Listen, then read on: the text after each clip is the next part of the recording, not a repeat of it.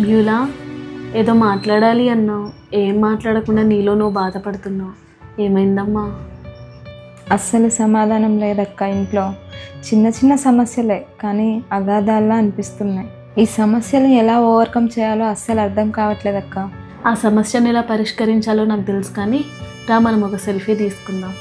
డల్గున్నావేంటమ్మా? Smile.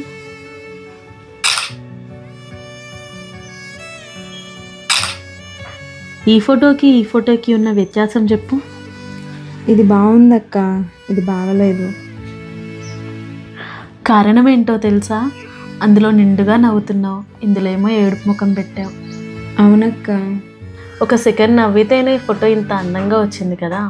అదే నువ్వు జీవితాంతం కలిగి ఉంటే జీవితం ఎంత ఆనందంగా ఉంటుంది.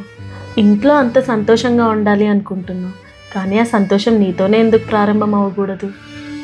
సమస్యలు ఎప్పుడూ ఉంటాయి. అవి చిన్నవనుకుంటే చిన్నవి, పెద్దవనుకుంటే పెద్దవి. భారభరితమైన శోధన కూడా బరువు అనిపించింది ఎప్పుడో తెలుసా? భరోసాగా భార్య తోడు నిలిచినప్పుడు. నీ సమస్యలు నీవి, నా సమస్యలు నావి. అందరికీ సమస్యలు ఉన్నాయి, కానీ ఈ సమస్యల్లో కూడా ఆనందించడం నేర్చుకోవాలి. మరలా చెప్తున్నాను, ప్రభువునందు ఆనందించు. నీ ఆనందాన్ని ఇంటిల్లి పాదికి పంచిపెట్టు. థ్యాంక్ యూ అక్క, అర్థమైంది.